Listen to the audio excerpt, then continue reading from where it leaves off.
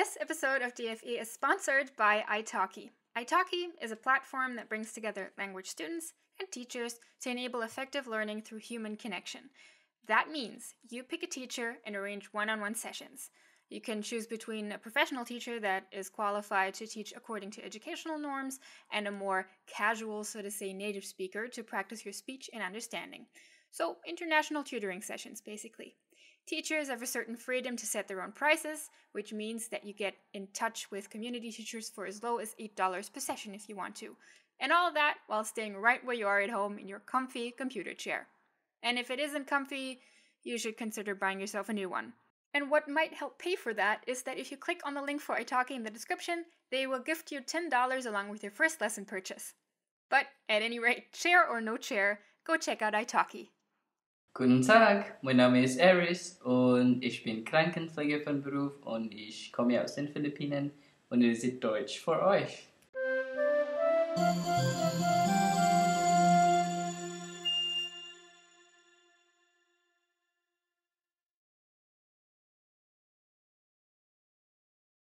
Our second ambivalent prefix is You might be familiar with it from such words as herum and darum, and it's also in use as a particle or a preposition here and there, but of course, as always, today we're going to focus on its use as a prefix.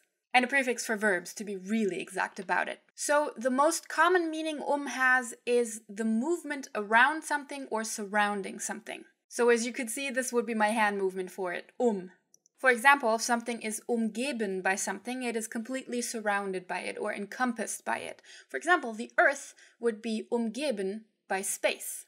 Another common meaning is the image of overturning something, flipping it over, or generally changing its position. So we have and To give you a visual, if there's something standing upright on a table and I umstoßen it, I'm knocking it over or toppling it. Or if something is in a spot where I don't want it to be, I can umlegen it to put it somewhere else. Or if I go to listen to a talk and I sit down and then notice that I can't really hear what's being said, I could sich umsetzen, mich umsetzen, to get closer to the stage. And if my steak is getting charred on one side, I might want to umdrehen it to flip it.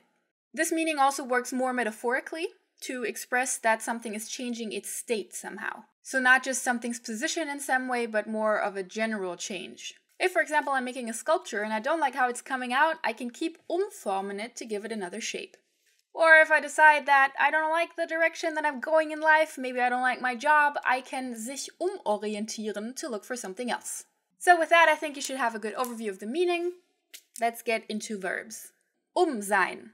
Once again, sein is kind of a tricky one because it's always separate from the prefix, but I like to include it anyway. Sein means that something is over or up in like single time increments. So for example, deine Stunde ist Wo ist das Ergebnis? Would mean your hour is up. Where's the result? Etwas umgeben, to surround something. Notice again here, is this separable or inseparable? Umgeben, emphasis on the verb, must be inseparable. So, euer Garten umgibt euer Haus. Not, euer Garten gibt euer Haus Euer Garten umgibt euer Haus. Sich mit etwas umgeben, to surround yourself with something. Du umgibst dich mit vielen Freunden, das ist gut.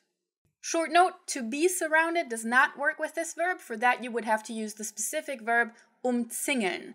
So if somebody is surrounded by, I don't know, police, you would then call that umzingelt. Tummy rumble. Etwas umgehen, to avoid or dodge something. Ich weiß, wie man Strafen umgeht. Ja, ich umgehe ihn seit einiger Zeit.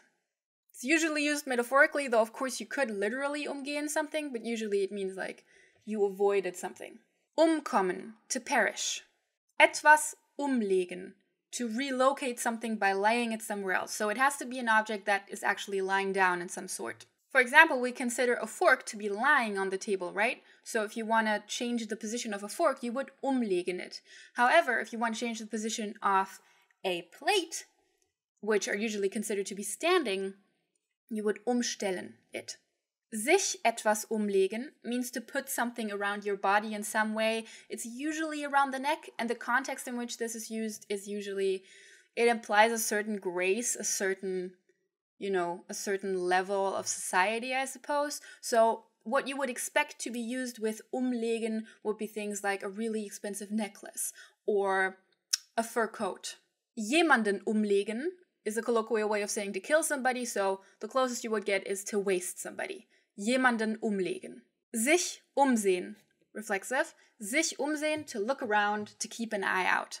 Umhören exists, and it means the same thing just for hearing, so it's literally to listen around.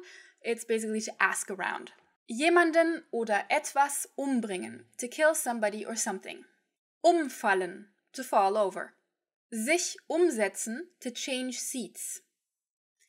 Etwas umsetzen, to put something into action or into reality. So a common one would be einen Plan umsetzen, einen Plan in die Wirklichkeit umsetzen, in die Realität umsetzen, einen Plan umsetzen, to take a plan into action. Etwas umstellen, same as umlegen. If I have a standing object, I take it, I put it somewhere else, I'm umstellen it. Etwas umstellen can also mean, however, to change the configurations on something. So, I don't know, if your ceiling fan is going too fast, you can umstellen it to go slower.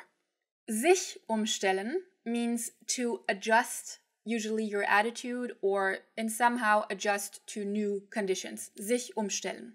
And then finally, we notice that this verb is ambivalent because we also have umstellen, which is the same as umzingeln, so it means to surround somebody. And, of course, when we're talking about we have to talk about umfahren and umfahren. So you might have heard about this one already. If you haven't, here's the deal.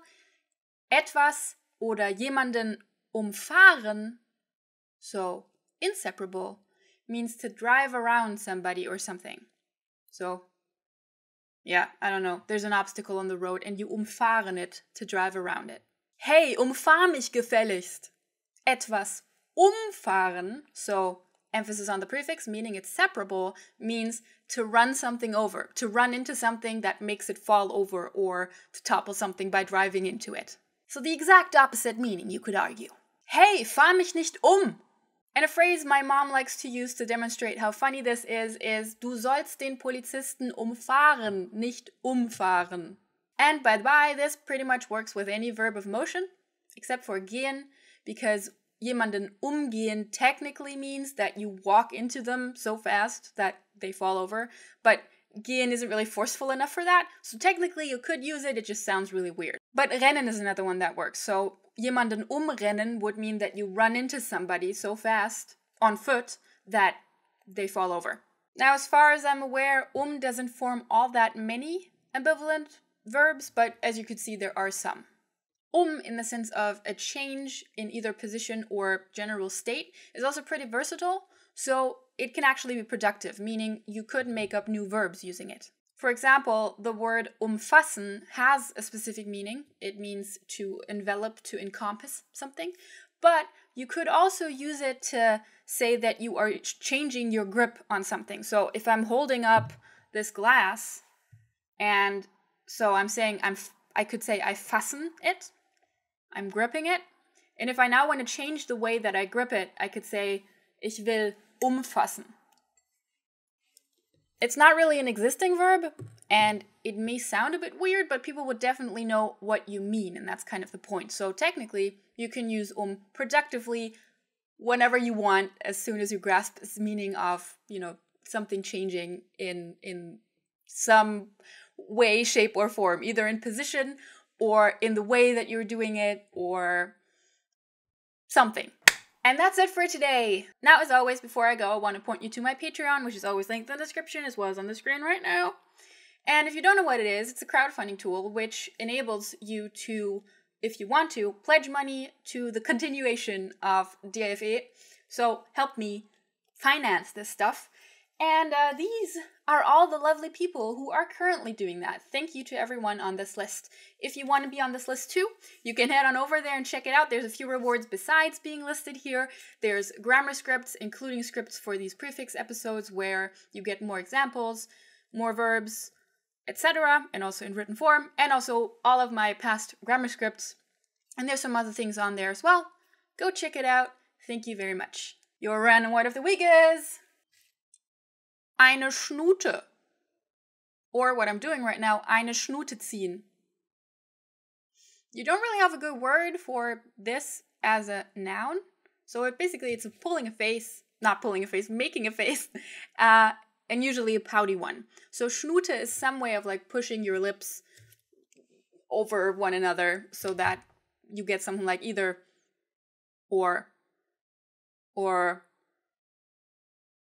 You can also call this eine Flunsch, in some parts of Germany at least. Bis nächste Woche. Tschüss!